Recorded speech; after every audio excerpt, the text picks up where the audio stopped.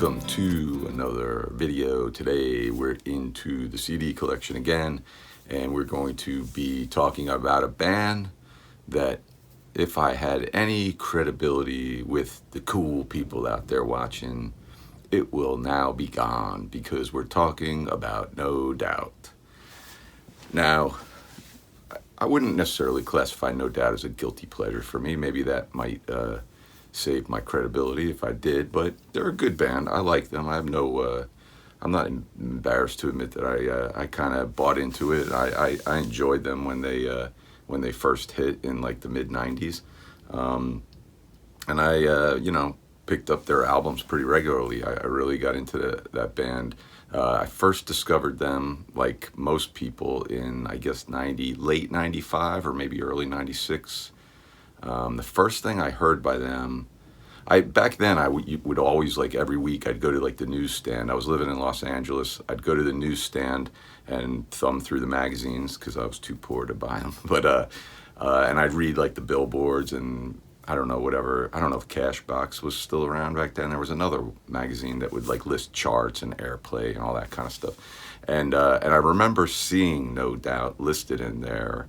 And they were kind of catching on. I kind of heard the name mentioned. I'd heard people talk about them, but I hadn't heard any of their music and didn't know anything about them.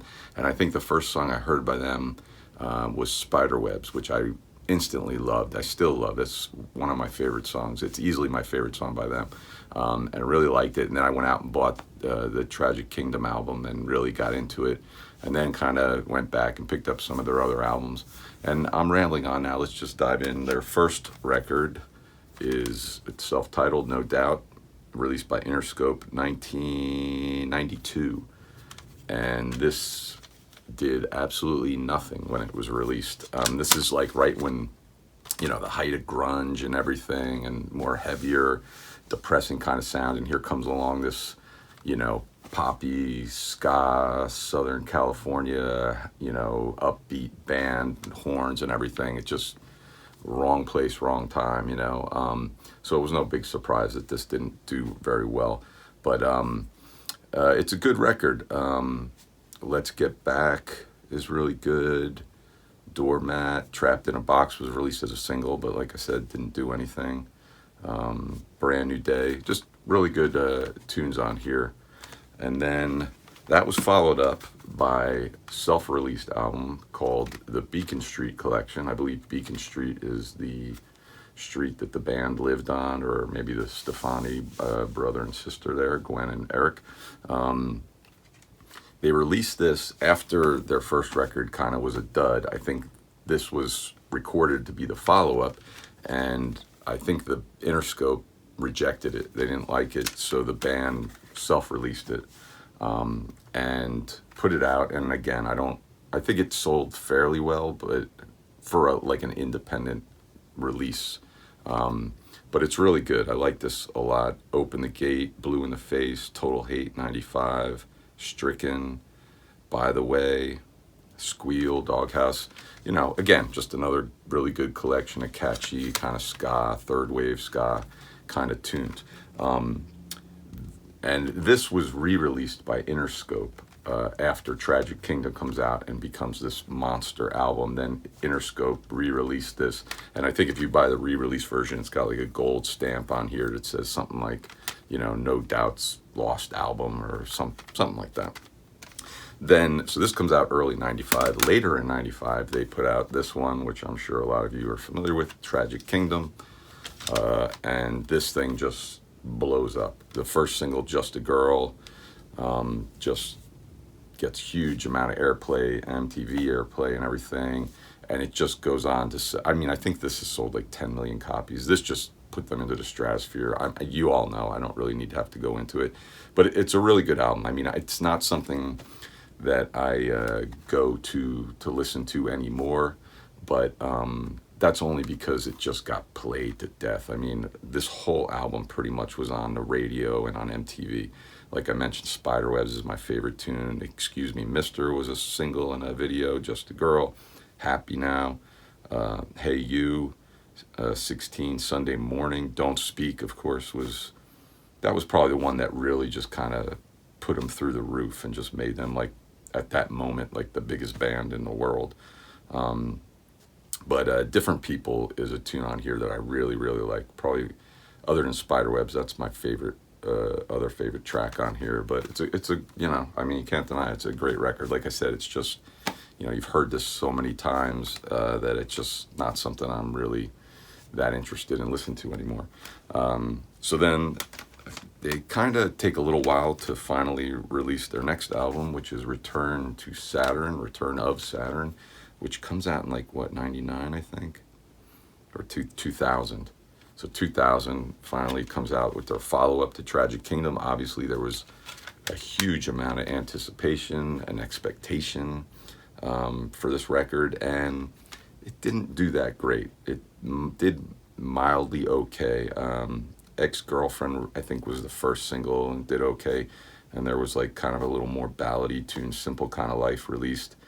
And that was kind of it, you know. It just really didn't kind of take off. And in between that, there's a tune on here, New, which is really good. They did for the soundtrack of the movie Go, which was like 99. That came out first, but, you know, they tacked it onto this album, which I like. That's good, you know. I like it when bands sometimes, like, they put out, like, a single from a movie soundtrack or something like that, and then, you know, then their next album comes out, it's not on there, and it's like, you know, it's not on any album, or you have to wait for, like, a greatest hits or something like that. But New is really good, and that's on here. But it's you know, it was definitely a kind of a disappointing record. Other than those singles, New was really good. You know, none of the other ones really kind of ring a bell. So the surprising thing is they took so long to put out this, but their follow-up came just the next year in 2001 with Rocksteady. And I think when this record comes out, there really isn't that kind of, like, you know, there's not that pressure to follow up Tragic Kingdom, and that with Return of Saturn it comes out and kind of it doesn't do that great. So now people are kind of like, maybe they are past their prime. So when this comes out, there's not a lot of, like, eyes on it. Nobody's really, like, expecting much, and it does really well. It kind of, you know, solidifies them back, their status. This is a double CD. It's got the second CD has two, like, couple acoustic versions and a video. Nothing special, but yeah, it's not a bad record. They get a little more away from, I guess, like, after Tragic Kingdom, up till Tragic Kingdom, it's very, like, third wave ska, that kind of stuff going on. Return of Saturn maybe has a little bit more of a pop leaning to it, top 40. This one has a little bit more different influences, kind of like dance hall, a little more reggae influence. Hey Baby was the first single, then the Hella Good, of course, and then Underneath It All, which was kind of like a ballad that did fairly well. But there's some pretty good songs on here. Don't Let Me Down is really good. What other ones? Waiting Room wasn't bad, which Prince produced. And then I think, like, which one? Rick Ocasek, he produced Don't Let Me Down. Detective, yeah, it's a pretty good record, not bad, you know, definitely worth checking out. So then after this, they put out, like, a greatest hits record and, like, a little box set that had, like, a DVD, video DVD, and a concert DVD. And then the fourth CD in that box set was like a rarities B-side thing that they released. That came out in, like, 2003. 2004, they finally released it separate from that box. Like, I had no interest in picking up that box, but I was kind of interested in that disc with the B-sides and everything. So as luck would have it, they released it by itself in 2004. It's called Everything in Time. And there's some decent stuff on here. Big Distraction, Leftovers, Under Construction were some B-sides that I thought were really good. And then their cover of the Vandals' Oi to the World is on here as well.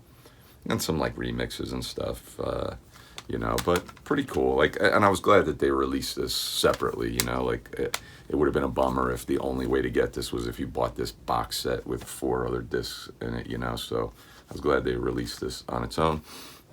And then the band kind of went on hiatus. Gwen Stefani went on to a pretty successful solo career. And the band kind of reconvened. I think they put out like a couple other compilation discs, you know, and then they finally reconvened in 2012 and put out Push and Shove.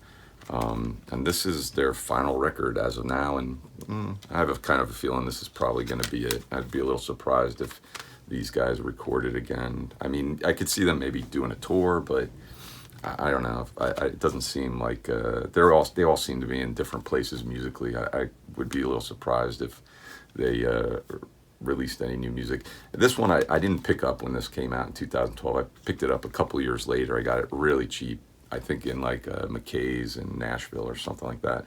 I found it for like $1 or something like that, and picked it up, and it's okay. It's nothing special. I didn't really think much of it. I think the single was Settle Down, and then the title track Push and Shove I think was okay, and none of the other stuff really kind of stood out, you know. I think this is maybe similar to Rocksteady, kind of has that kind of more of a sound, you know. But yeah, that's it for No Doubt.